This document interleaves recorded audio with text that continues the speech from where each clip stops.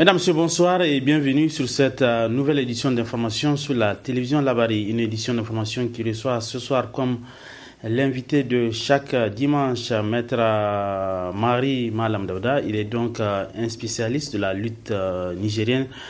Avec lui, nous allons parler longuement donc sur tout ce qui s'est passé à Zender et qu'est-ce qu'il faut faire pour donner un coup de fouet à notre lutte nigérienne. Le temps de débuter cet entretien, nous parlons de cette brève. Demain, lundi 8 janvier 2018, aura lieu, Inch'Allah, à la Cour d'appel de Niamey, le procès en appel de notre confrère et ami Baba Alpha du groupe Bonferré. Au lendemain de sa condamnation pour 2 ans, notre confrère a décidé de faire appel à cette décision du juge. Pour rappel, Baba Alpha et son père de 70 ans sont incarcérés depuis le 3 avril 2017 à la prison civile de Niamey.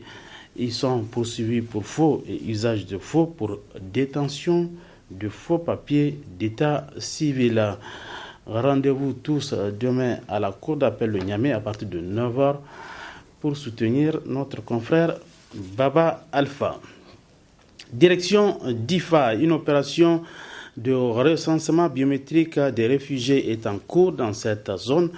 Son objectif principal est de maîtriser le nombre de ces populations qui ont fui les atrocités de la secte Boko Haram. Suivant à ce sujet le reportage du correspondant de la VOA Niger, Abdurazak Idrissa, qui s'est récemment rendu sur place. Sur le site de Assaga, un des 3 centres hors camp sur lesquels se déroule l'opération depuis novembre 2017, l'affluence est grande. Avec ses 3 enfants, Malam Chefou, originaire d'un village du Nigeria, a pu se faire un chemin pour pouvoir accéder au premier stand où son statut de réfugié, de retourner ou de déplacer est déterminé à la suite d'un long interrogatoire. Il passe ensuite au stand protection tenu par le Haut Commissariat des Nations Unies pour les réfugiés. Ce qu'on fait à notre niveau, c'est la protection, donc des personnes à besoins spécifiques. Et prioriser les gens qui sont des handicapés, les vieillards, les femmes seules. Malam Chefou passera ensuite dans 8 autres stands avant d'être en possession de ces documents importants pour ses chefs de famille.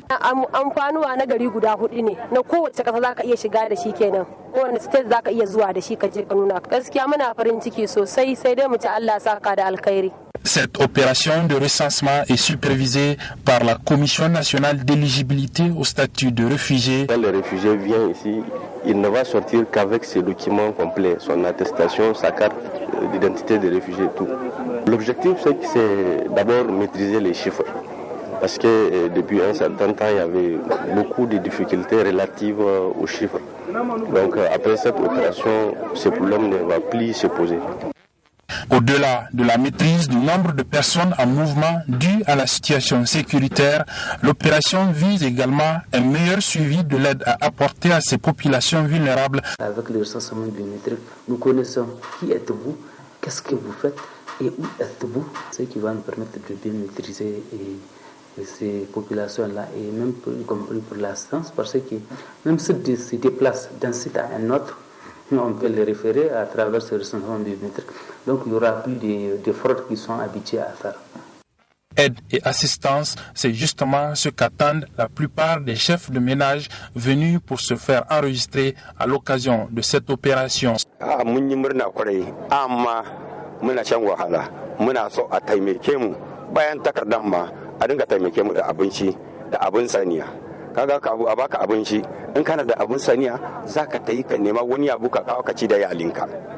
Selon la direction régionale de l'état civil de Difa, à la mi-décembre 2017, plus de 47 000 personnes ont été recensées à la biométrie. Merci Abdurazak Idrissa. Retour à Niamey où l'hygiène scolaire dans les écoles reste une préoccupation pour les parents. Ces derniers, en cette période de froid, s'inquiètent de ce que leur progéniture mange à la récréation. Le reportage est signé Asma Ousseidou. L'ensemble des règles simples permettant d'éviter les intoxications alimentaires. L'hygiène alimentaire est indispensable pour une bonne croissance des enfants. Ici, au niveau de l'école primaire Yantalaho, des dispositions sont prises pour une bonne alimentation, nous affirme le directeur de l'école. Chaque jour, nous avons donc une maîtresse de semaine qui va donc contrôler effectivement ce que les marchands ont amené. Donc vous voyez, en même temps au niveau de l'inspection, il y a une équipe qui est là, donc qui passe de temps en temps pour contrôler aussi donc, ces aliments.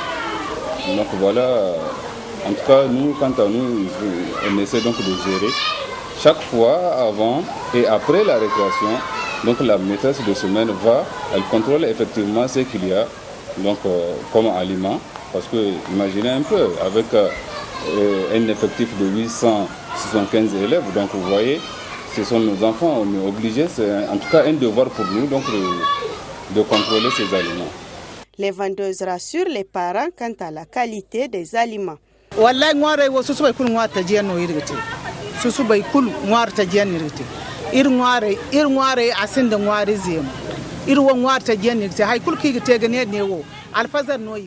Nous ici, chaque matin, avant de s'installer, chacun balaie d'abord.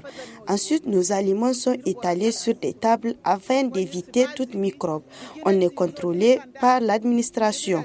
Tout ce qui est nuisible pour la santé, on l'évite. On a tous compris. Pour s'assurer même de notre état de santé, une visite est exigée par l'administration.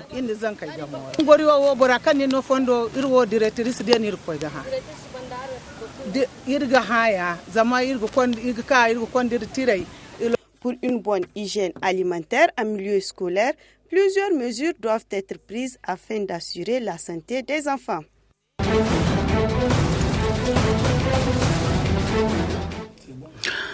Avant l'invité du journal, c'est quelques repères de l'actualité internationale. En France, tout d'abord, 3 ans après les attentats de Charlie Hebdo, les commémorations ont eu lieu aujourd'hui dans la plus grande sobriété.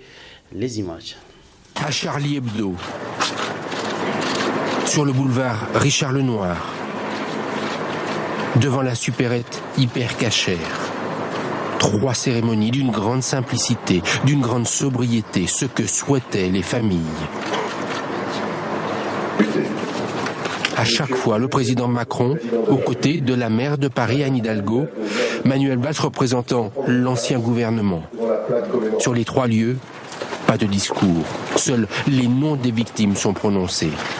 D'abord, les 11 assassinés de Charlie Hebdo. Frédéric Boisseau, Franck Bronsoir, Cabu, Elsa Kayat, Charles, Honoré, Bernard Maris, Mustapha Ouad, Michel Renaud, Tinius, Georges Wolinski.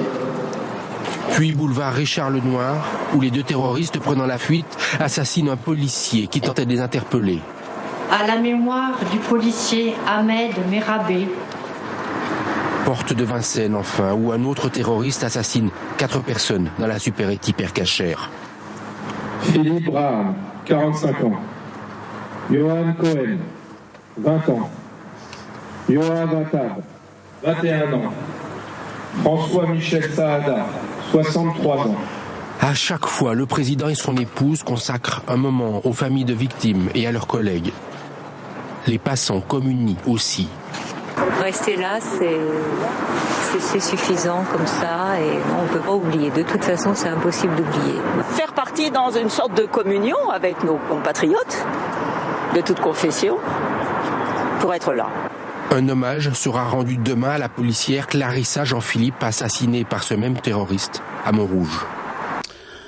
Restons toujours en France où la chanteuse France Gall n'est plus. Elle est décédée ce dimanche à Paris. Retour sur sa vie dans ce sujet. Ceux qui n'aiment pas France Gall ont tort. Ce sont les mots de son mentor Serge Gainsbourg qui l'a révélé à la France Yéyé. Née Isabelle Gall en 1947, elle est poussée vers la musique par son père compositeur. C'est sous son impulsion qu'elle connaît son premier succès, Ne sois pas si bête. Ne sois pas si bête. À 16 ans, Serge Gainsbourg la remarque et compose ses premiers tubes. Laisse tomber les filles, poupée de cire. Avec cette chanson, elle gagne l'Eurovision, mais pour le Luxembourg. Mon cœur est gravé dans mes chansons. Soucieux de faire oublier sa réputation de Lolita, son père l'oblige à enregistrer une comptine, Sacré Charlemagne. C'est la consécration mondiale. Elle est traduite dans 16 langues et France Gall concurrence les Beatles au box-office. Serge Gainsbourg lui écrit alors Sucette. Le duo crée la polémique. France Gall niera avoir conscience du double sens des paroles. Après ce succès teinté de scandale, elle entame une traversée du désert. Et en 1973, elle rencontre Michel Berger et le met au défi de relancer sa carrière. Il lui écrit une déclaration. C'est un succès. J'aime mieux mettre dans ma chanson une déclaration. Ils se marient 3 ans plus tard. France Gall enchaîne les hits aux côtés de son époux. En 1979, elle chante dans Starmania. Le spectacle se jouera à guichet fermé pendant 1 mois. L'été 1980, la groupie du pianiste et elle jouait du piano passent en boucle sur les ondes françaises. C'est l'apogée du couple France Gall-Michel Berger. Déjà parents d'une petite fille, ils accueillent la naissance d'un petit garçon en 1981. Le couple passe ses étés à Saint-Tropez avec leurs amis Johnny Hallyday, Daniel Balavoine ou encore Elton John. En 1992, c'est dans leur maison de Provence que Michel Berger décède d'un infarctus après une partie de tennis. En 1997, sa fille Pauline meurt de la mucoviscidose à l'âge de 19 ans. Elle met alors fin à sa carrière et se consacre à faire vivre le patrimoine musical de Michel Berger. Elle ne reviendra sur scène qu'en 2015 dans une comédie musicale biographique Résiste. Un dernier barreau d'honneur pour celle qui restera une des plus belles voix de France. Et enfin, en Iran, le 16 janvier prochain fera 2 ans qu'a eu lieu la levée des sanctions sur le pays.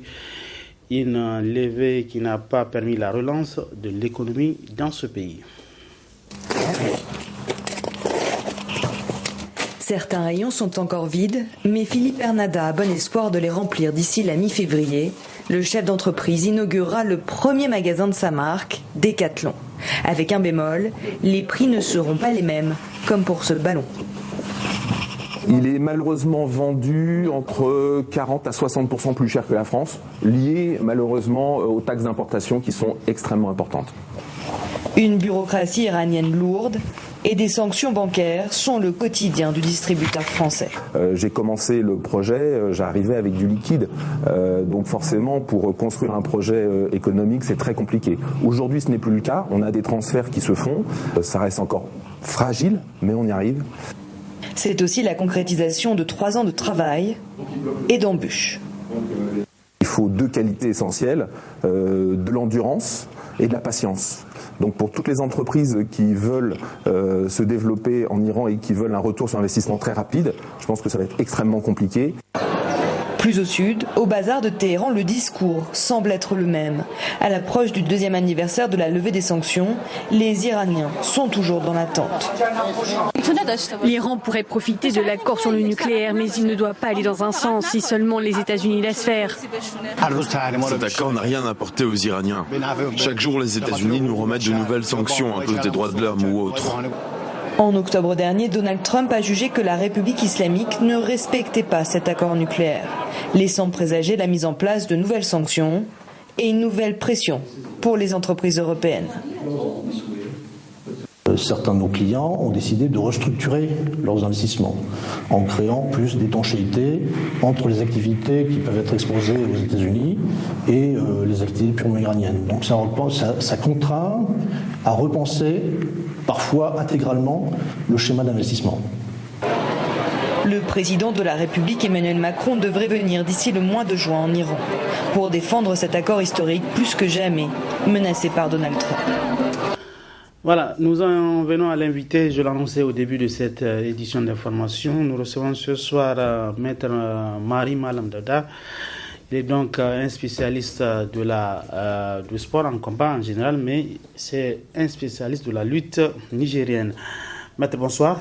Bonsoir, M. Tikiri. Et merci d'avoir accepté notre invitation. Alors, avec vous, nous allons revenir longuement sur les incidents qui ont eu lieu pendant et après cette 39e édition du Sabre national et qu'est-ce qu'il faut faire pour que cette lutte nigérienne retrouve ses lettres de noblesse. Première question, Maître Marie.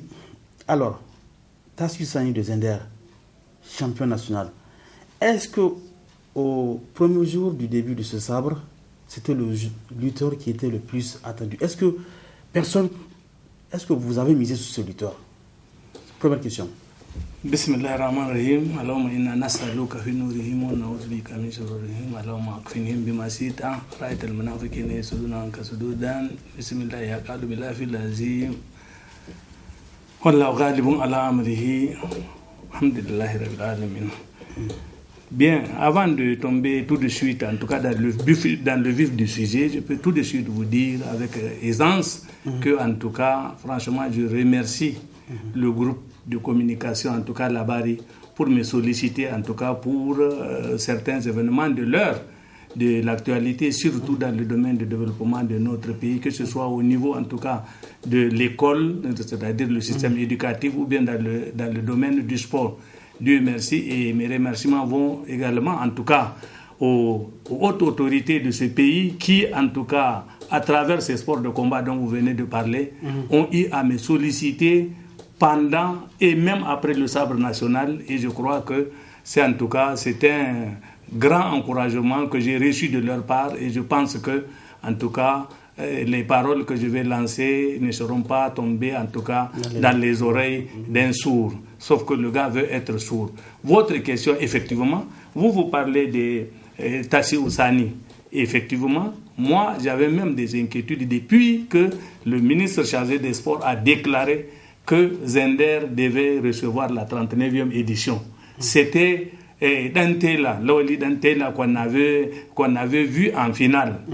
Eh bien, franchement, je vous dis que même au sabre 2017 de Tawa, attention, il faut apporter toujours la précision que Tawa est 2017 et que Zender est 2018. Pourquoi?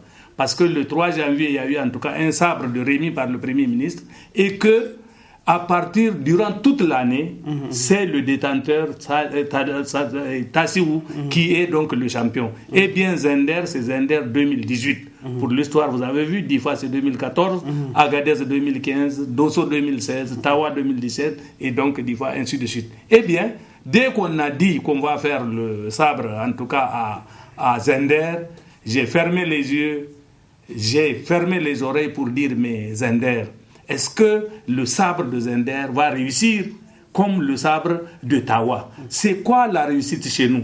La réussite chez nous, techniciens et défendeurs en tout cas de la nation nigérienne à tous les niveaux, nous disons que la lutte est réussie quand il s'agit de la région organisatrice qui passe en deuxième phase.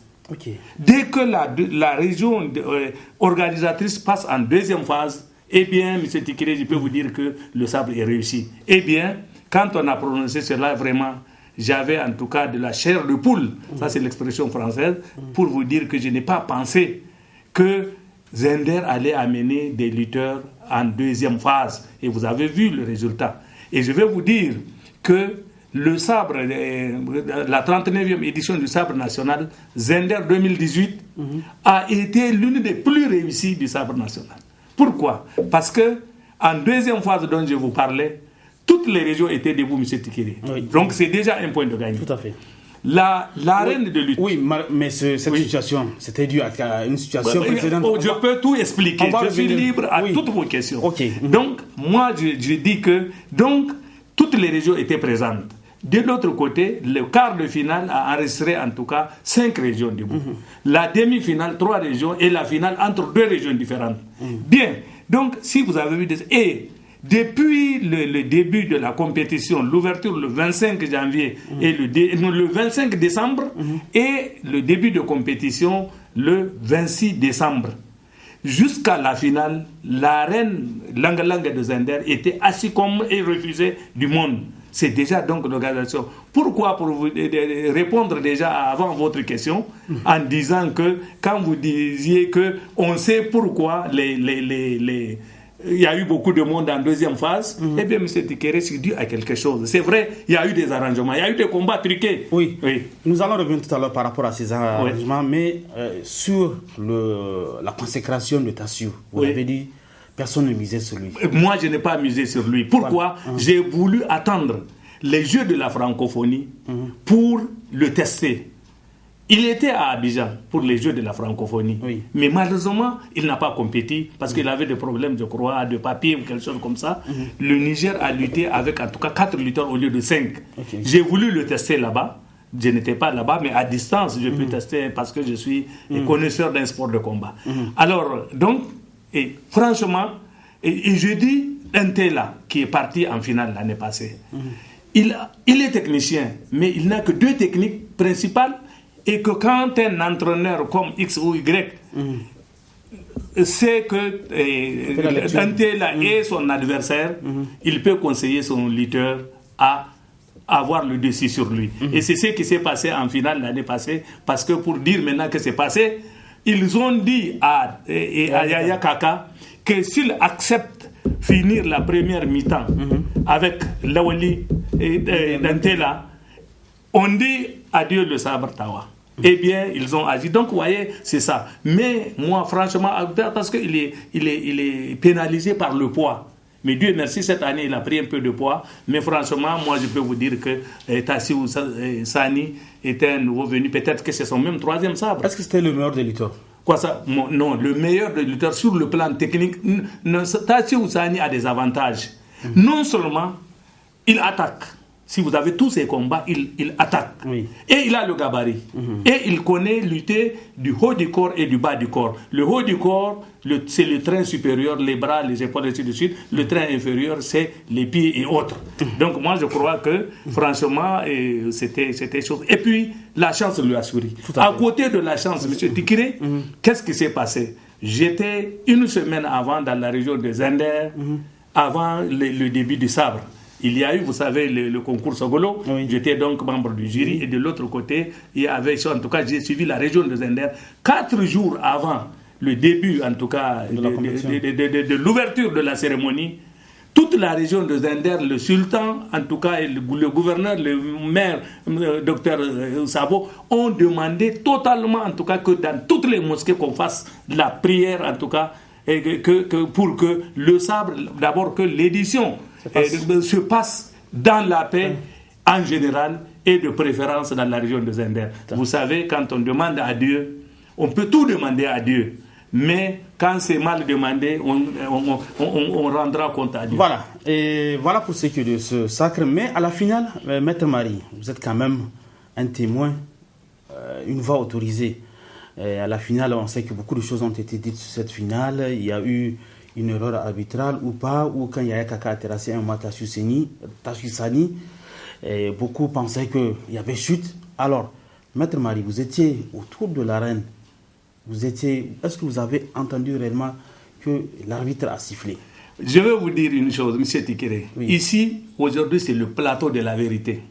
Et que le Dieu est en train de me voir, il est en train de m'entendre.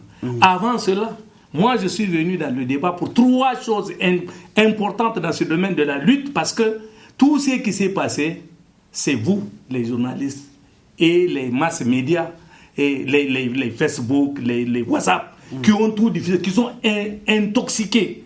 J'attends que vous me posiez la question, l'incident entre griffes qui s'est passé en tout cas entre Zender et Difa d'un côté, de l'autre côté Tawa et Dosso, et de l'autre côté en tout cas la finale. Puisque vous m'avez posé la question de la finale, eh bien on va avec la finale. Vous savez, et parfois le ministre chargé des sports et parfois même le premier ministre en tout cas sollicite, mais si c'est un peu litigieux, on me demande de conseil. Et je vous dis que pour cela, j'ai été très vigilant sur tous les combats. Eh bien, la chose qui s'est passée en finale, c'était devant le Premier ministre, c'était peut-être plus de 10 ministres, dont même le ministre d'État de l'Intérieur qui était tous là, avec le ministre, et puis les gouverneurs, les députés, tout le monde ça s'est passé. Et sachant bien que quand il y a des litiges, on va me poser des questions, j'ai quitté ma table, ma chaise, presque des officiers, un peu dans les tribunes, pour venir autour de l'arène. J'étais venu m'asseoir derrière la chaise des arbitres. Eh bien, les arbitres ont dit, voici Maître Marie qui est assis, il ne doit pas s'asseoir dans le sable, en tout cas, donnez-lui une place. Ils m'ont donné une place de façon que, quand j'étais assis, j'ai pris même la corde de l'arène. Et pour vous dire que réellement, entre les lutteurs et moi, il n'y avait pas 2 mètres. Eh bien, quand je dis cela, et quand ils se sont pris, ils sont, dans un premier temps, ils ont fait presque vers les sacs, on les a ramenés, et puis maintenant, ils se sont pris là où il y a le litige. Quand ils étaient venus là où il y a le litige, je vous dis que ce n'est pas un plateau de publicité, mais j'étais à côté d'une télévision qu'on appelle télévision Dunia. Je suis sûr que ce que moi j'ai entendu, on aurait entendu ça en tout cas dans le micro. Eh bien, quand ils étaient venus à côté du sac, moi, si j'étais l'arbitre central, ils s'étaient vraiment pris. J'allais laisser voir qu'est-ce qui va se passer. Parce que si vous voyez bien les images, moi j'étais à l'arène, bon, je ne sais pas si les images vont montrer, mais je n'ai pas vu pourquoi l'arbitre a sifflé cette prise-là. Parce que non seulement personne d'entre eux n'a touché le sac, et ils étaient dans une position où même s'ils tombaient sur le sac, on pouvait décider. S'ils tombaient en dehors du sac, on pouvait décider. Donc, à mon avis, à mon humble avis, il ne devait pas siffler. Mais pour votre question spécifique, l'arbitre a sifflé 3 ou 4 fois, ça j'ai entendu. Et que tout le public, sauf je n'accuse pas peut-être la radio nationale qui était dans des vitres, peut-être à 50 mètres de l'aire de combat. Je ne sais pas si, en tout cas, comment s'appelle l'audition a été entendue au niveau, en tout cas, des officiels, des reporters de la chose, mais le coup de sifflet, tous les gens que j'ai cités là, ont déjà entendu le coup de sifflet. Pourquoi, M. Tikiré? Parce que il y a 2 connaisseurs fondamentaux de la lutte qui avaient leur poulet en jeu. Cadet Ezambo, c'est son parent, Germain. Cadet Ezambo connaît la lutte, je pense. Zanguina, l'entraîneur, connaît la lutte de Tawa. C'est l'un des meilleurs techniciens. Eh bien, si vous avez bien vu ce qui s'est passé, l'arbitre a sifflé et l'arbitre a même fait un geste de stopper le combat. Et aussitôt, quand il les a ramenés dans l'arène, il n'a pas pris la main de qui que ce soit, il s'est mis à siffler. Personne n'a réagi et le combat a repris. Donc, il n'y a pas eu chute. Non, ce n'est pas qu'il n'y a pas eu chute. Il y a eu chute, mais la chute est intervenue après le coup de sifflet. Eh bien, quand on fait le coup après le coup de sifflet, ce n'est pas valable si ce n'est pas pour le début. C'est le début qu'on siffle, mais on attaque. Mais la fin, quand on la siffle, exactement, c'est qu'est-ce qui s'est passé. Et si vous avez vu, quand on a sifflé, Tassi Oussani a lâché la prise. Et c'est là que, comment s'appelle, Yahya Kaka l'a basculé vers sa gauche et le gars est parti tomber. Mais ni Yahya Kaka, il est vivant, vous allez lui poser la question, ni Tassi ou personne n'a su, ni les spectateurs qui étaient dans l'arène, personne n'a su que, en tout cas, il y a eu chute ou bien il y a eu parti pris ou quelque chose comme ça. C'était logique et la victoire était logique. Voilà, Maître Marie, on peut dire que cette finale, elle est close quand même. Mais en plus de cette finale, malheureusement, ce sabre de Zender, il a été émaillé par beaucoup d'incidents. Malheureusement, parfois, c'est la faute aux arbitres. Parfois, c'est peut-être la faute aux responsables de ce comité de gestion de la lutte nigérienne. De manière générale, Maître Marie, vous, quand même, c'est pas aujourd'hui que vous participez à ce sabre national. Qu'est-ce qui n'a pas marché réellement à cette compétition à Zender? Bon, moi je pense, moi j'accuse l'émotion. Et peut-être il y a des coups bas qui se passent en dehors de l'arène. Je ne sais pas si on veut la peau du comité national de gestion de lutte. Je ne sais pas si on veut la peau du ministre de chargé des sports. Je ne sais pas si on veut la peau des autres organisateurs locaux de la région. Franchement, moi je vous dis, sur le plan technique et sur le plan organisationnel, tout c'est parce que le comité en question, j'accuse seulement le comité de gestion pour peut-être une seule chose. Et ça, ce n'est pas sa faute. C'est peut-être, vous allez situer la faute quelque part. Je vois la faute sur la durée comment ça s'appelle, la durée de la transition du comité national de gestion de lutte. 3 ans, à mon avis, c'est trop pour un comité de gestion. C'est la seule remarque. C'est peut-être, en tout cas, le seul reproche que je puisse peut-être faire, si reproche il y a, mais sinon je vous dis que c'est l'émotion des gens. Et vous savez, parfois quand j'ai des occasions, je dis que le Niger est un pays difficilement gouvernable. Tous ces bruits-là que vous voyez là, c'est des bruits d'intoxication. Et que quand on vous montre certaines images, il y a même des gens qui ont dit, en dehors du sabre de Tassiou Sani, on a donné un autre sabre à Tawa. S'il vous plaît. Mais le sabre a été remis par le Premier ministre devant le gouverneur de Tawa qui était dans l'arène. Et devant tous les ministres, tous ces gens-là étaient là, on a donné ça. Et quand c'est le turban, comme d'habitude, on a enturbané le champion national et le vice-champion, en tout cas les deux ont été enturbanés. Quand il est reparti à Tawa, le gouverneur de Tawa a fait un point de presse pour dire: nous sommes partis en bonne santé, nous sommes revenus en bonne santé, mais attention, les informations fournies par les masses médias sont des informations en tout cas erronées et qui ne tiennent pas compte de la réalité. Pour finir dans le même sens, franchement, monsieur Tikiré, je vais vous dire que, en tout cas, ça a été totalement presque correct. J'ai même vu une image où il y a monsieur Abdoulaye Dodo qui avait un sabre et Yaya Kaka qui avait une coupe. Quelqu'un m'a dit, on l'a introduit, on introduisait à Tawa. Montrez-moi l'image. Il m'a montré Abdoulaye avec sabre et Yaya Kaka avec coupe. J'ai dit, c'est ce que vous appelez Annada Yaya Kaka à Tawa, Amouchi Sarauta à Tawa. Mais ça, c'est l'image de Tawa 2017. Et après, il a dit, j'ai dit, où est son turban? Tout ça, et c'était comme ça. Donc, Maître Marie, quoi qu'on dise quand même, il faut dire qu'il y a eu des défaillances à Zender. Les défaillances ont toujours existé dans une organisation. Oui, mais parfois on néglige les points. Oui, au niveau des arbitres quand même, à un moment il y a eu quand même beaucoup de flottement. Et je pense qu'il faut rectifier ce tir-là. Parce que tout ce que nous avons vu à la lutte, parfois c'est sous des petits erreurs des arbitres. Vous savez, M. Tikiré, j'ai été arbitre, j'ai été formateur des arbitres. Oui. Effectivement, bon, vous pouvez m'excuser pour cela.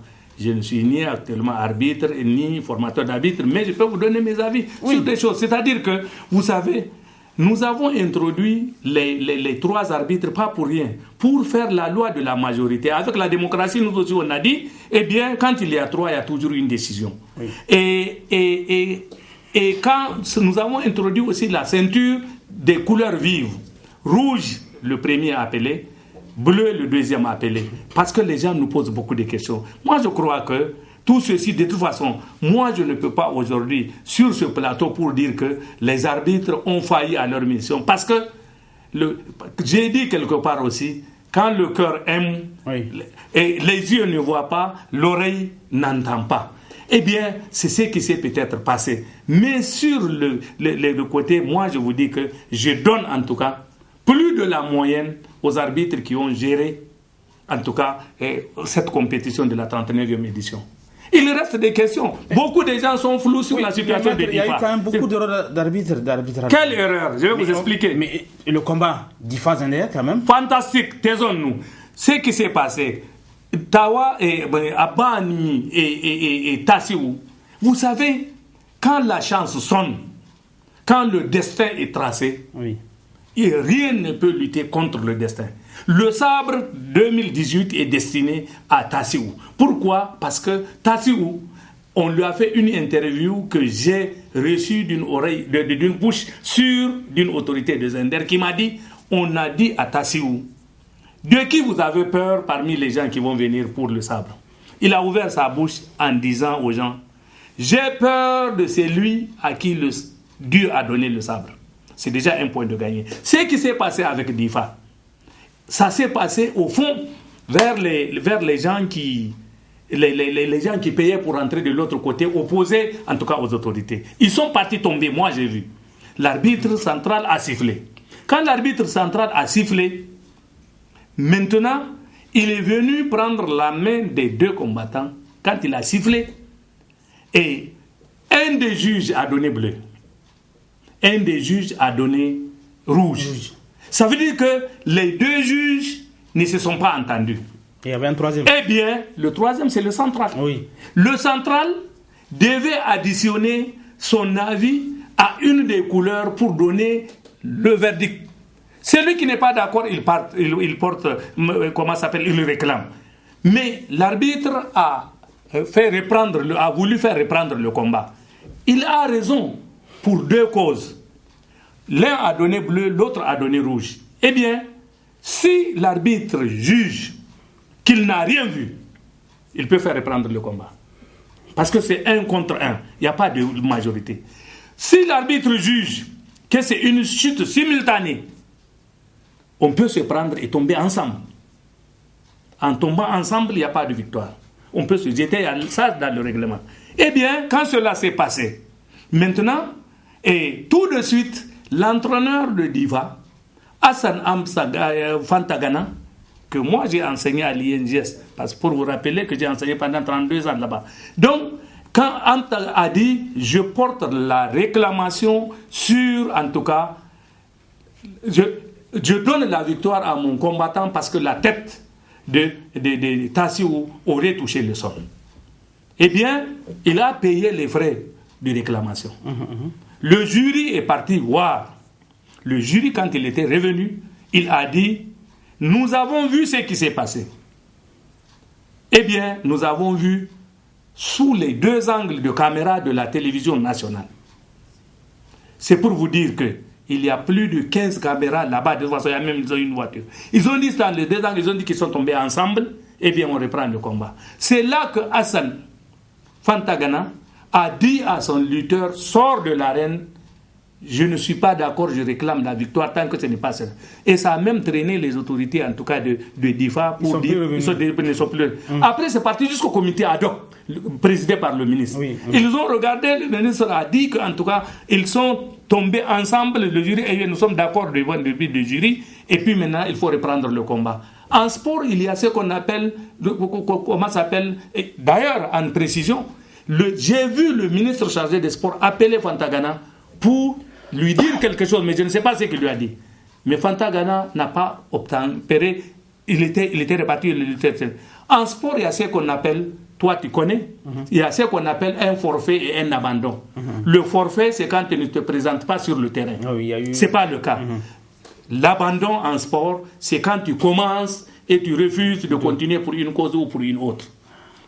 On n'a pas besoin d'attendre 3 heures un combattant pendant qu'un combattant est en train d'attendre. Eh bien, cette décision a donné la victoire à Tassiou, dont la chance a souri pour l'année 2018. Maître Marie, on va revenir un peu quand même sur cette question qui taraude un peu la tête des observateurs, des passionnés de la lutte nigérienne.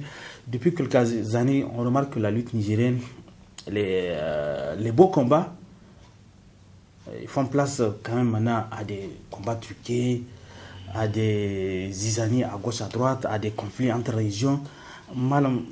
Maître Marie, vous avez suivi un peu par le passé les autres compétitions de lutte traditionnelle.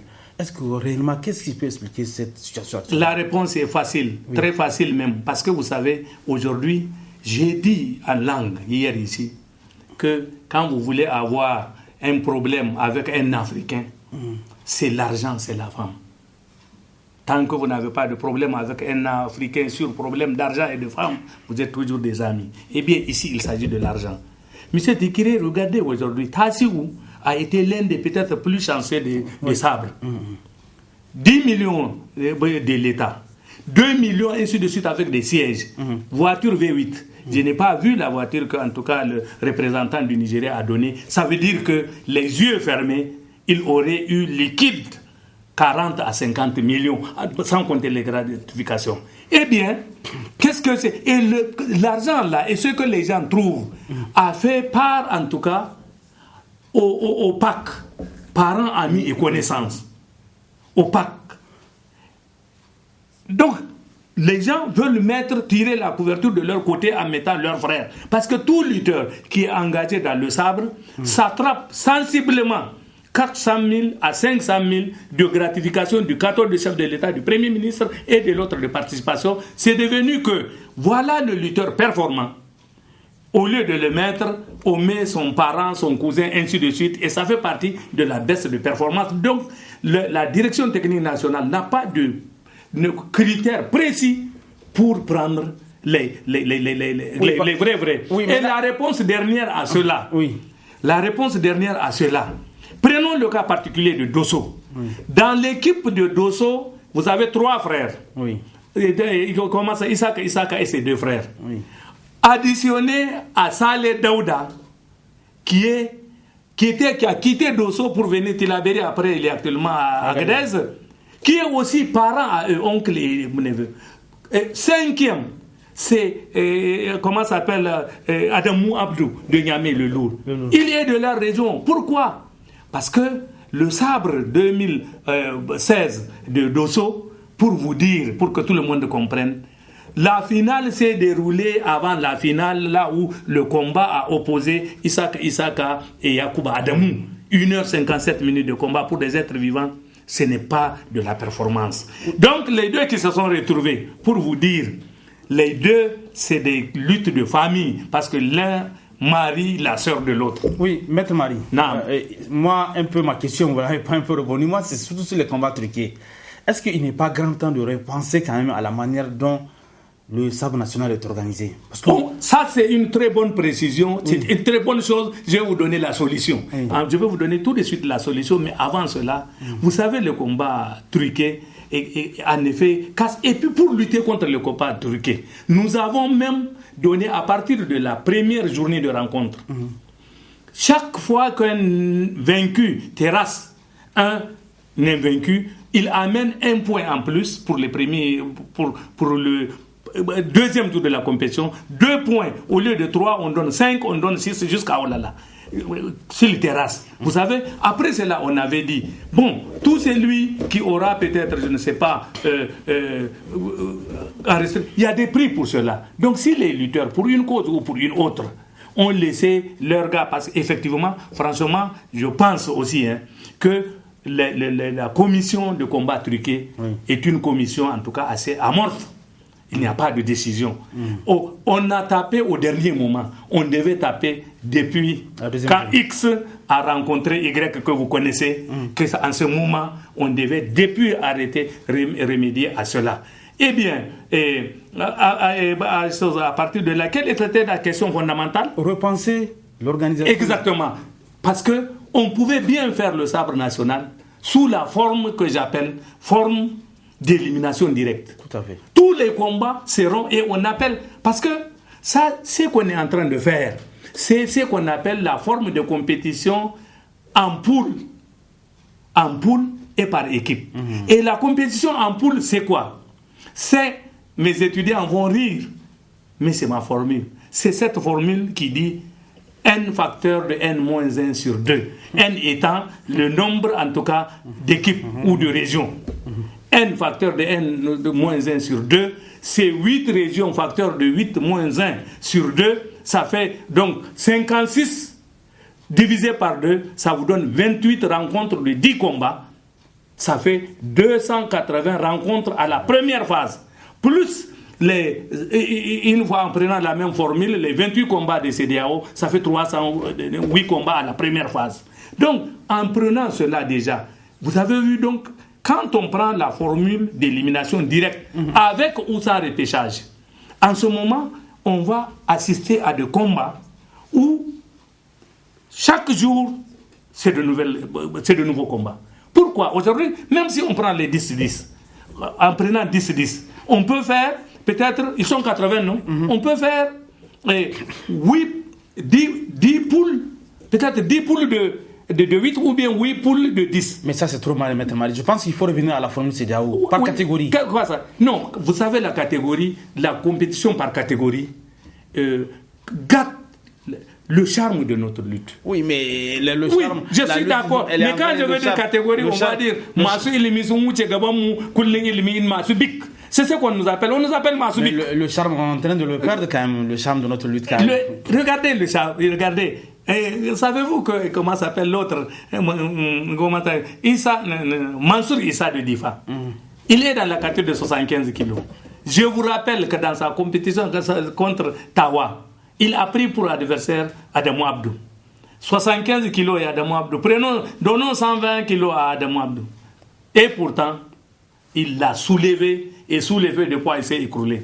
Tout récemment à Zender, il a lutté contre Sadi. Mais Sadi, aujourd'hui, il faut le chercher dans les 140 kilos. Et vous avez vu comment il l'a soulevé pour l'amener au sol. Donc moi je crois que, et là, les lutteurs même aiment, parce qu'il y a une expression qui dit que dans l'arène de lutte nigérienne, il n'y a pas de bébés. Les bébés sont sur le dos de leur maman. Donc tout le monde est adulte. Et bien, il faut lutter, c'est le charme. Maître, le temps qui nous est imparti à ça. Il reste Dosso Zender, Dosso Tawa. Oui, on va pas revenir un peu sur le temps quand même. Tire à sa fin, excusez-moi. Oui. Et on a vu qu'au lendemain de ce sabre de Zender, beaucoup de choses ont été dites à travers les réseaux sociaux, où certains sont partis jusqu'à quand même avancer certains arguments qui ne sont plus à l'ordre du jour. Entre régions, les insultes. Ça, c'est maladroit. Oui. Maître, pour finir, votre message à l'endroit de l'ensemble des Nigériens. Merci beaucoup. De toute façon, nous sommes déjà à la retraite, ça fait et nous avons des choses. Mais pour les uns et les autres, ce n'est pas la peine en tout cas de discuter. En tout cas, pour ce que je voulais dire, les deux genoux de Isaka sont partis au sol avant, en tout cas, la chute de Kaka. Donc, la victoire de Kaka sur Isaka était normale. Et vous allez le voir après.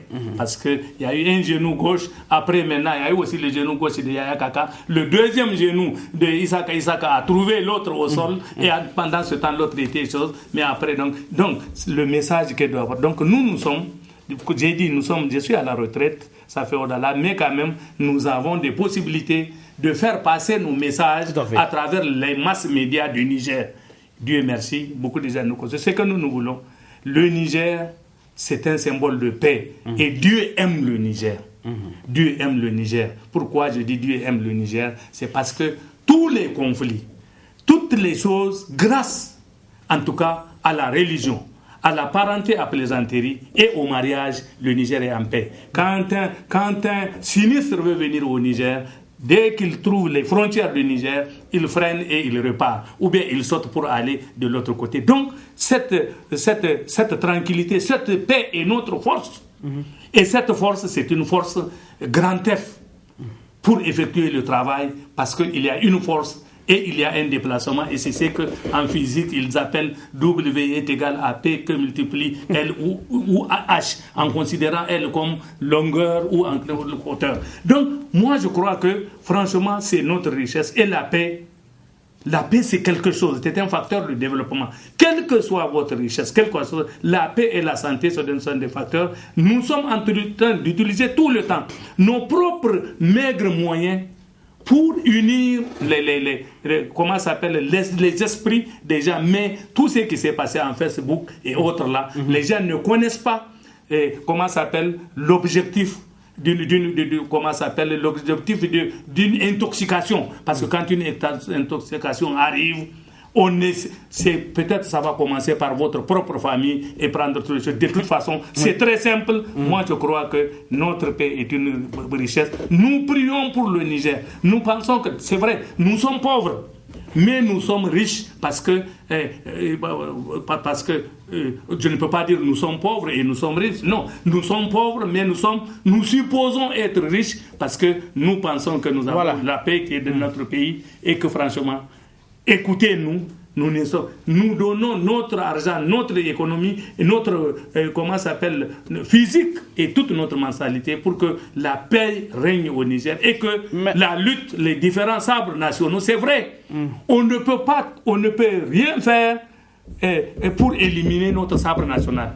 Il faut compter avec le sabre national. On a dit 39e édition, c'est Zender 2018. 40e, c'est peut-être, Tilaberi 2019. Eh bien, il faut compter avec la lutte parce que dans la lutte, Moi, je pense que tout le monde gagne. Il y a des valeurs qu'il ne faut pas laisser tomber. Il faut les laisser tomber, il ne faut pas du tout. Voilà. Merci bien, maître Marie Malam Doda. Donc, je rappelle que vous étiez l'invité de ce journal. Avec vous, nous avons longuement parlé des péripéties qui ont eu lieu donc, à l'occasion de ce sabre national de Zender 2018 qui a eu lieu donc et qui a vu donc le sacre de Tassusani de Zender. Merci maître. Je vous remercie et c'est bien, je suis disponible en tout cas pour comment ça s'appelle, pour la barre et les autres, et je suis d'accord en tout cas pour que le CSC soit salué parce que nous sommes là pour les médias et nous sommes là pour le peuple nigérien. Je vous remercie. Voilà. Ainsi prend fin cette édition d'information. Mesdames, Messieurs, merci à vous de l'avoir suivi. Bon début de semaine à tous. Bonsoir.